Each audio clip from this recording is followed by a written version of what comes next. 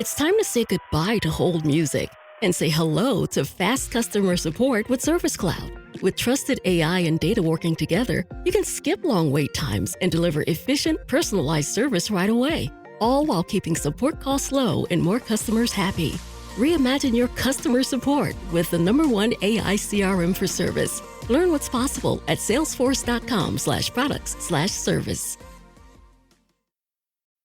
This episode is brought to you by Carnegie Mellon's Tepper School of Business. Want to advance your career or switch fields? An MBA from Carnegie Mellon's Tepper School of Business can help. Earn your degree from a top-ranked business school with a thought-provoking curriculum, one-on-one leadership coaching, support from experienced career counselors, and full-time, online hybrid, and accelerated MBA formats.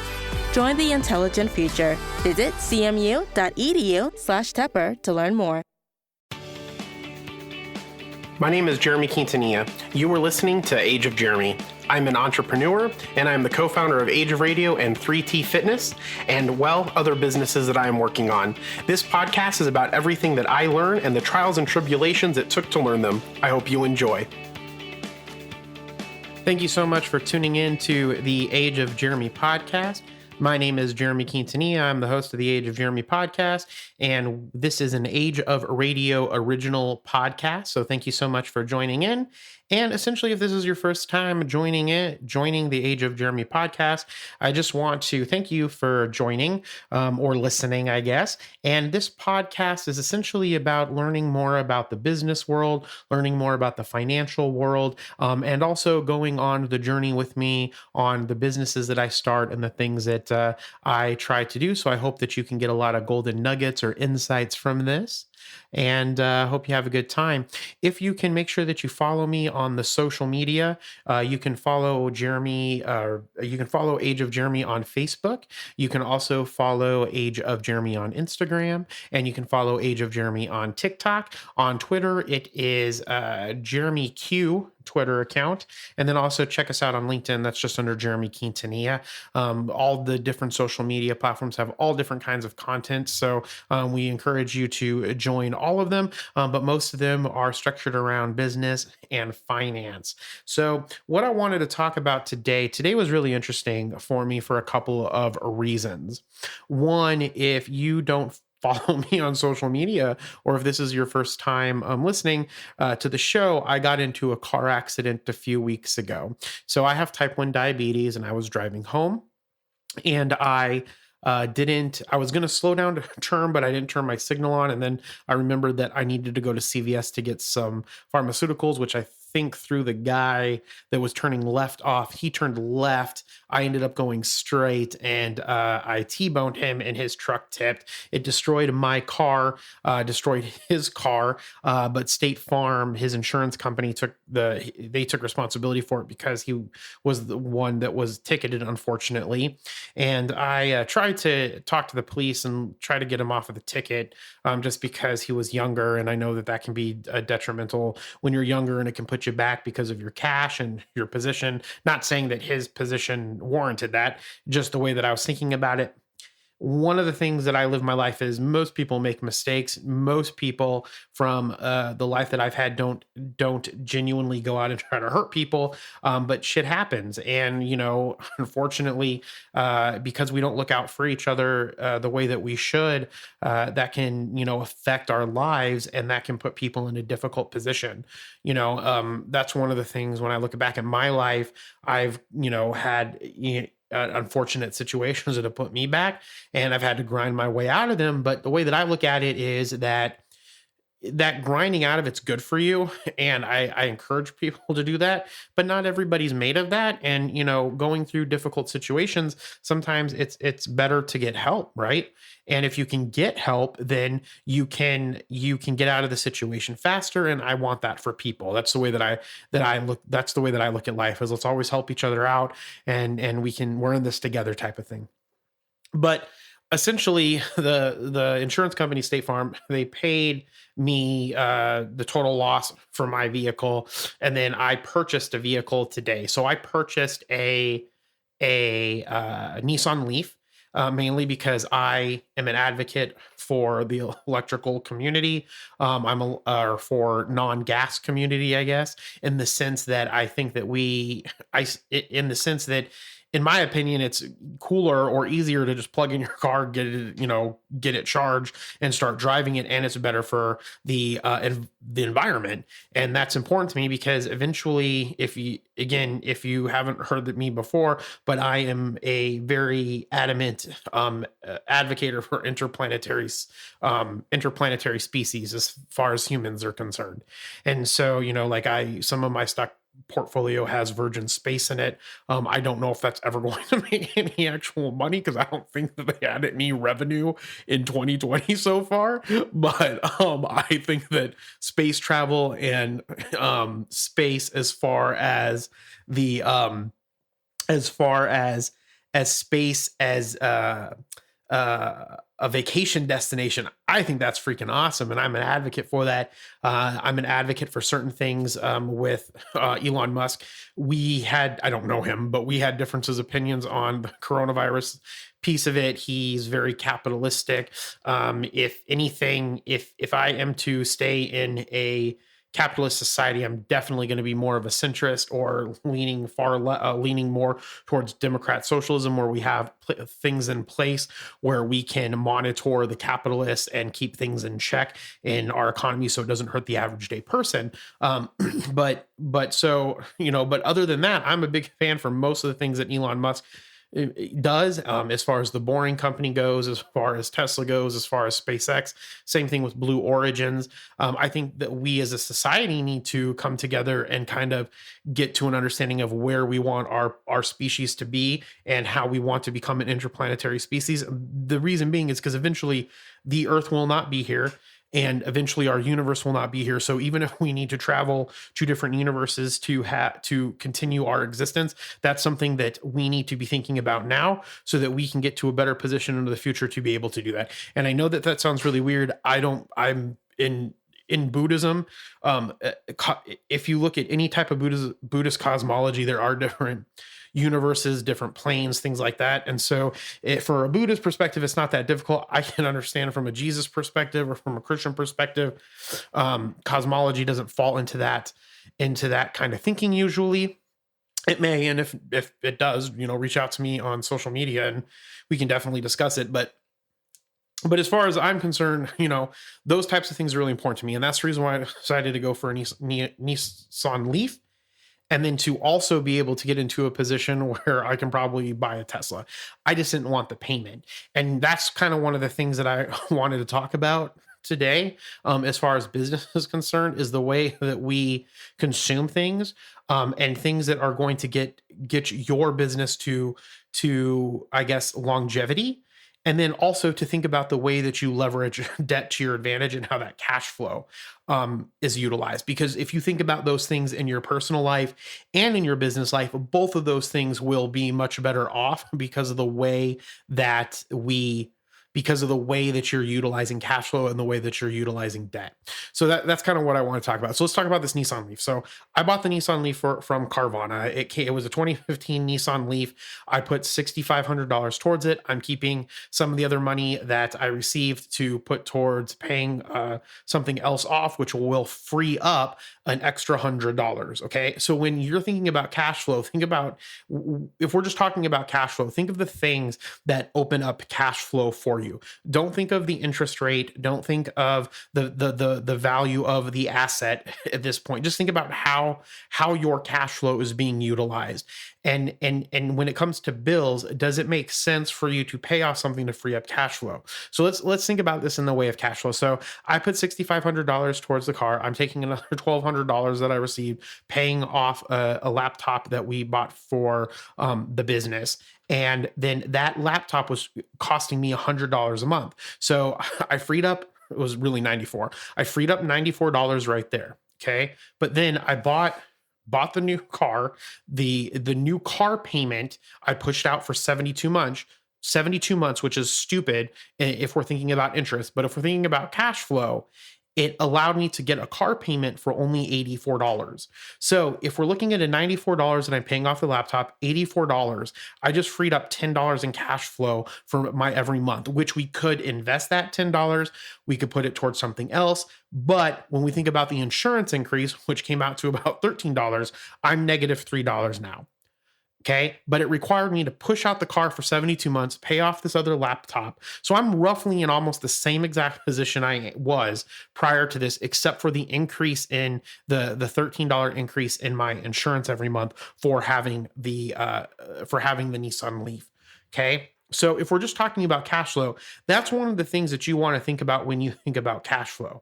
And that same concept, and the reason why I'm bringing this up is because that same concept you need to think about in everything that you do in your life.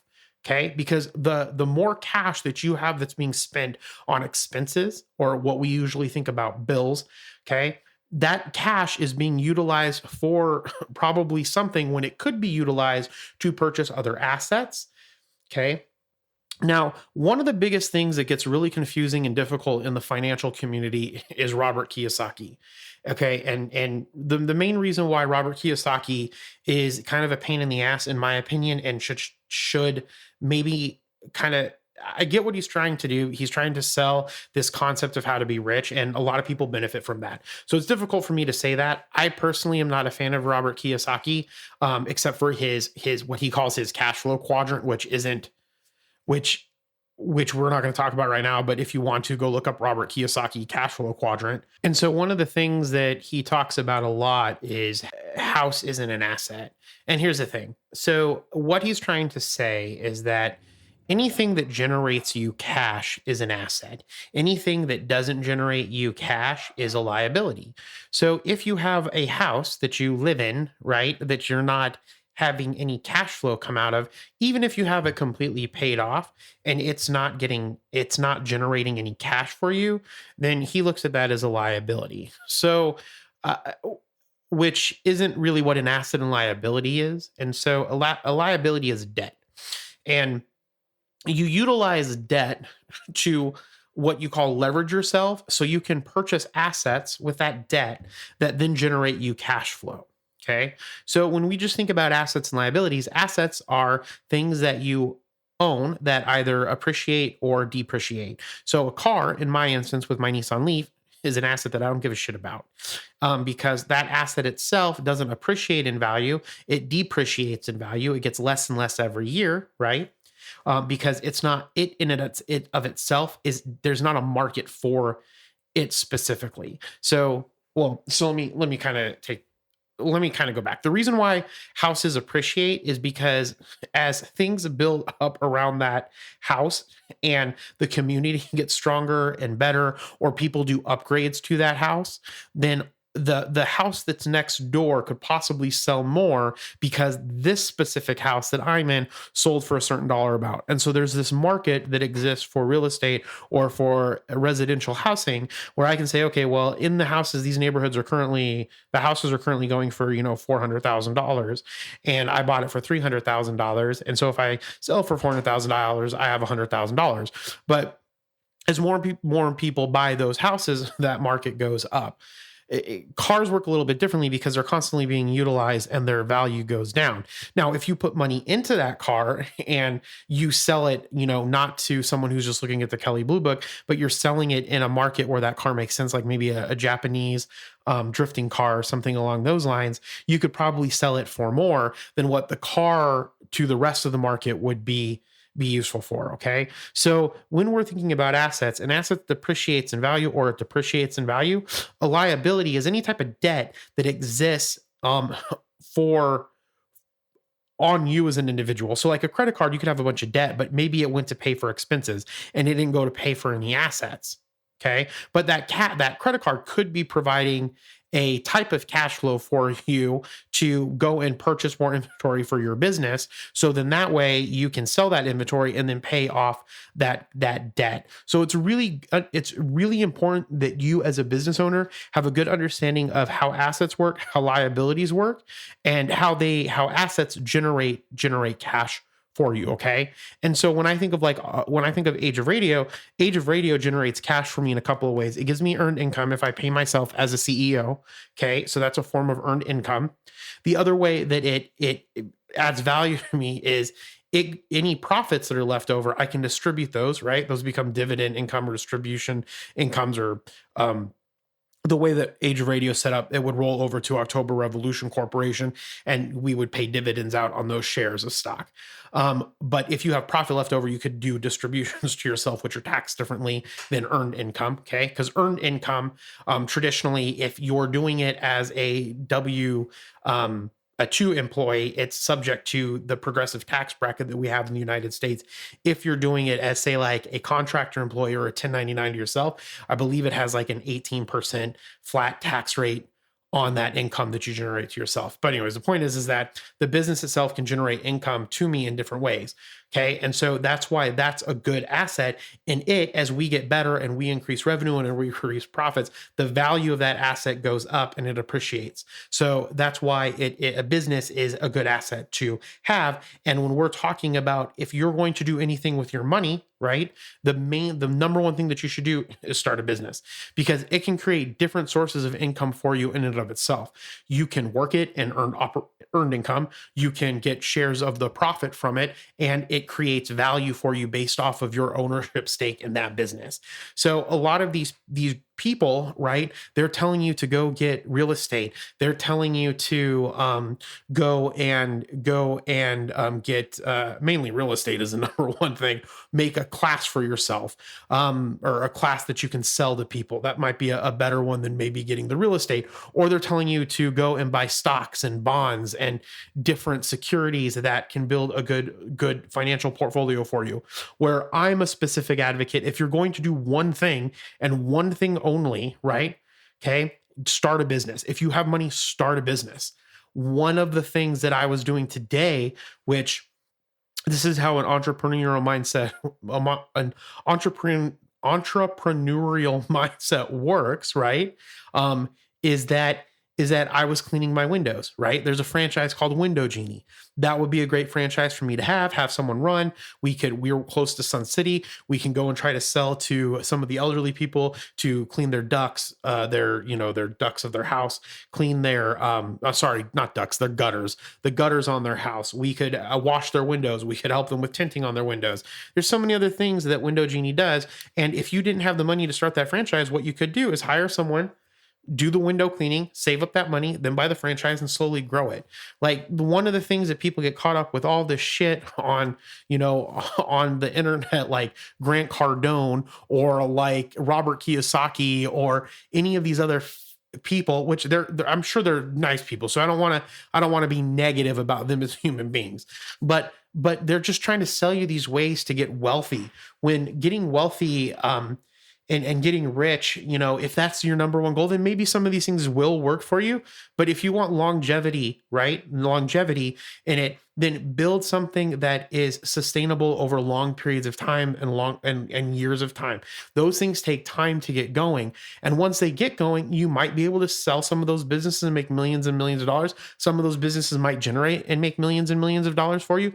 But doing that and selling yourself for the thing that you're good at or the thing that you enjoy doing will work out much better for you than investing in your 401k plan and investing in an IRA, just building a stock portfolio, right? Before you do any of that, start a side business for yourself and get it going, okay? And then start, maybe if you have a career and you just have a side hustle that you're working on, focus on the 401k, then add in an IRA, then talk to an advisor about building an investment account while you're building that other business, right? If you put the time into all of these things and get enjoyment out of those things, in the long run, you will have wealth beyond your means by the time that you retire. You might not have it in your 20s. You might not have it in your 30s. 30s is really young. 40s is really young these days. I think now the average age that people live is actually 55 years old. So, sorry, not the average age that people live. Middle age is now considered 55 years old. If we were all, average lifespan was 55 years old, we'd be really screwed. The middle age now is closer to 55. It's not 40 anymore, right? So you have time to do all these things. You have time to learn and continue growing and building businesses. And that's the fun in it. But you have to find the thing that you're good at or something that you enjoy. And then as you find more things that you enjoy and more things that you want to learn, how can you make money with those things and provide jobs for other people and grow that into a business? How can you intertwine your family in it? Okay. And so going back to the Nissan Leaf and the cash flow piece of it is that I didn't want to purchase a car, right, that strapped me for more cash flow, because my cash flow is utilized for certain things. A lot of it goes into Age of Radio. I'm trying to start a finance company called Q Financial, okay, where we can do taxes. I want to start a tax firm. I want to start a law firm. There's so many things that I want to do that I'm working on, right? I want to get my family more involved with it. It's not beneficial for me to tie up more of that cash flow. So when I put the loan at 72 months for that car, yeah, that's stupid. Okay. If you're going to buy a car and your goal is to buy that car as fast as you can,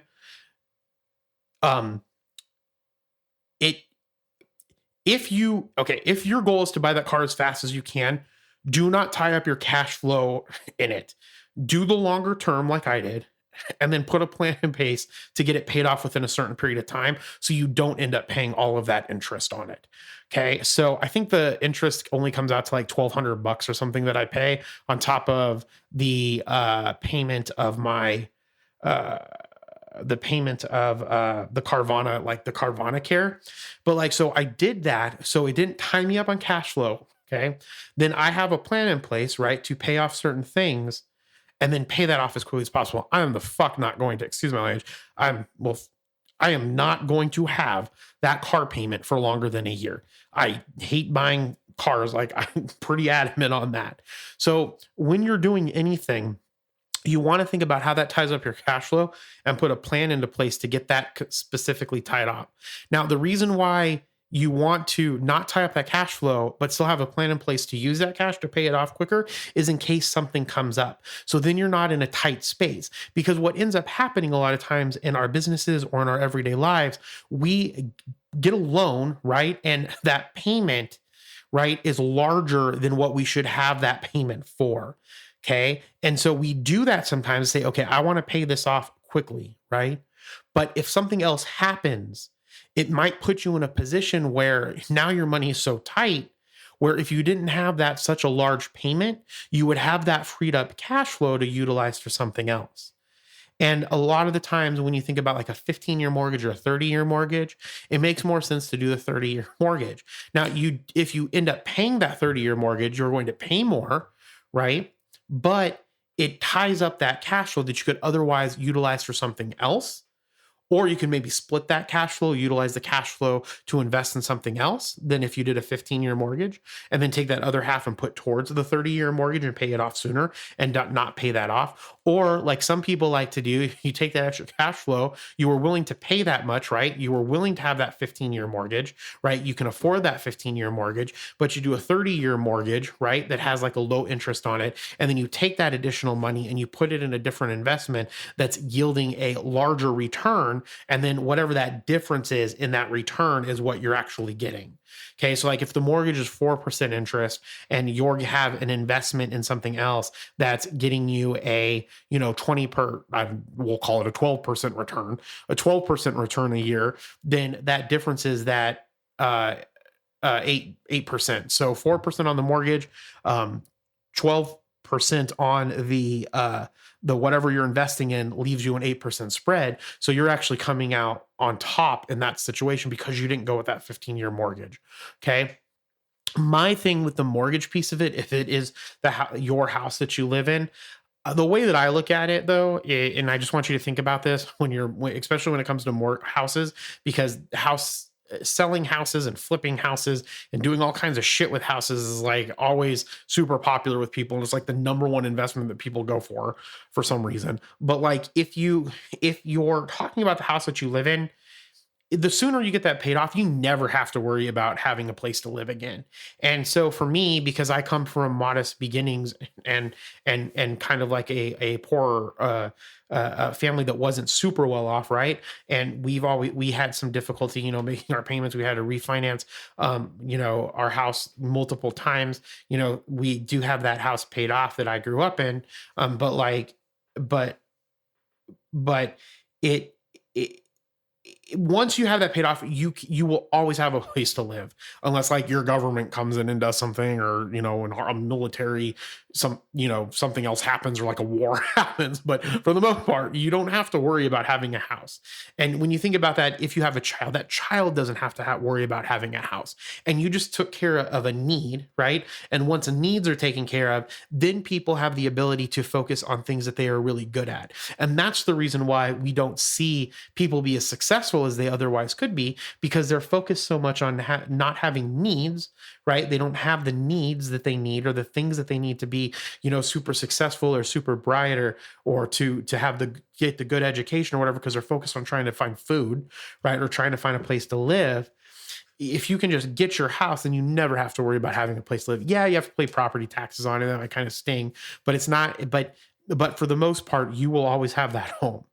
And so that's just something to think about. But with your business, or with you as an individual, always think about how your cash flow is.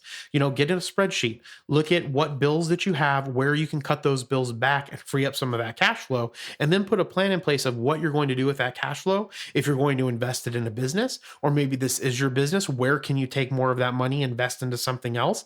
And the more you do that, and the less you consume of that money, and the more that you invest it or put it aside or utilize it to your benefit, then all of a sudden you get into a place where you start seeing more and more money coming in, right? So like I worked my ass off for 3 years. I get money from 3T Fitness. Okay. I get money from Age of Radio. I'm going to start these other businesses. I still have my job at the bank currently for the time being. And so so I have all of these sources of income, and I'm always trying to think of other sources of income to get more revenue streams coming in, because they start building on each other. Then you can start hiring people, and then those people, it cuts you down a little bit, but you're not putting in all of the work. And then you have all of this stuff going, and it's like a snowball effect. You have this snowball that's getting bigger and bigger and bigger and bigger, and you're getting all these sources of revenue coming in.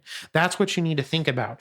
And sometimes you have to study, you have to learn. Like I'm getting ready to start doing learn how to program better so we can build our app.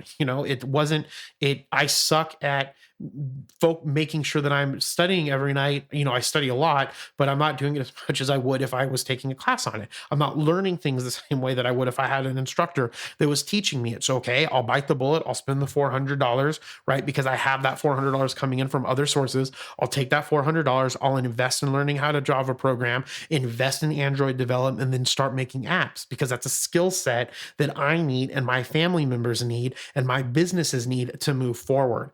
And those things are the way that you need to start thinking about your life, and how you're living, and what you're trying to accomplish, and what you look back on. I have a friend who the Xbox Series X just came out, and I didn't know this, but my wife purchased the Xbox Series X she was able to get it from Costco. And so first of all, the Xbox Series X looks phenomenal. So if you are a gamer, I would recommend getting a PlayStation 5 or Series X. The graphics do look outstandingly better on the same game that she was playing on one of our Xbox Ones. And so the reason why I mentioned that is I was talking to a friend, and he was like, "Oh, I'm super jealous that you got that." And I was like, "Don't be jealous of me, because the last time I played a video game was when I got a Switch for my birthday when I turned 36, and I'm 37 now. So I don't think I've played one video game in almost over a year. And that's because my focus is building my business, getting my family closer, trying to figure out how to integrate my family into my businesses and build a long lasting legacy that will outlive me and set my children up and my nieces and nephews up to be a prominent figure within Arizona and a prominent figure within Glendale." And those are the things that I feel that if you take the time and look at it and think about, you could be doing a lot better for your life, for yourself, by putting it in and by putting in the work. And when I talk about putting in the work, I mean more along the lines like, if you are an average, regular American, that has a normal regular IQ. I think my IQ is actually on the lower side, but people disagree because of all of the education I've had. But I don't personally think I'm very smart. I think I just have a really good work ethic. And so, but if you are just a regular average human being that has a regular IQ, all of your legs work, you don't have any type of mental disability, then yes, you can work yourself out of most situations. Okay. But if you are in poverty, or if you don't have the means to just have the regular things like a house, food, water, healthcare, then it is much more difficult for you to work yourself out of things. And I just know that firsthand because I've done it. And so I just want you to kind of think about that. If you are on a level playing field right now and you don't have any full setbacks, the work that you put in, you should do. I was working for the bank last night until like 11 o'clock, getting caught up on some stuff. It was a Friday night last night I'm recording this on Saturday. So you have to put in work if you're going to get if you're going to benefit, and you have to be putting work in on the right things. But to re-clarify, think about your cash flow, think about where your money is going, think about what you're consuming, reduce that consumption, free up some of that cash in any way that you can, and then utilize that cash to grow your business. Each one of you has a skill set. And now I don't know, everybody can be a businessman. Some people may have a good side hustle because they're selling themselves, and that might just be the thing that they're good at. They might not have the acumen to operate that business. But if you want to make some side money, use my window genie example. Like, I was literally seriously, man, I could probably go and clean windows. This is fun. I enjoyed cleaning the windows for some weird reason. I enjoy doing just because my whole life has been about education and working at a desk. I enjoy doing manual labor things. Now, someone who's doing manual labor would probably be like, man, I wish that I was doing something else. That's how I think that the world is, as far as people, liking something and then not liking the other thing, or vice versa. But I enjoyed that. Man, I could totally go, and I could even undercut some of the professionals. I feel that I could do a really good job. I enjoyed it. I can maybe charge like $10 a window instead of 20 or 30 bucks a window, or however the hell they charge. And I can make some extra money doing something that I enjoy that elderly people can't do. Hell, even other people couldn't do. So you have something that you can do, that you can sell yourself. You can sell to the consumer and not sell to an employee to use. And that's one of the things that I want you to remember. You have the ability to sell yourself to a consumer rather than sell yourself to an employer to use. Don't sell yourself to an employer. Sell yourself to the client. Sell yourself to the consumer and get them all of the money from it, because the employer is going to undercut you so they can have a profit. End of story.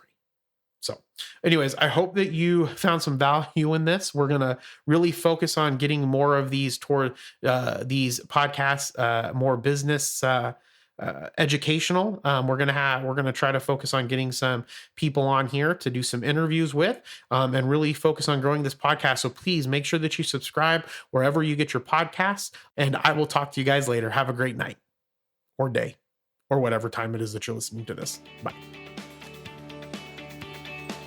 Thank you for listening to The Age of Jeremy. Make sure to subscribe on your favorite podcatcher. If you can do me a favor, please rate this podcast if your podcatcher allows you to. Talk to you soon.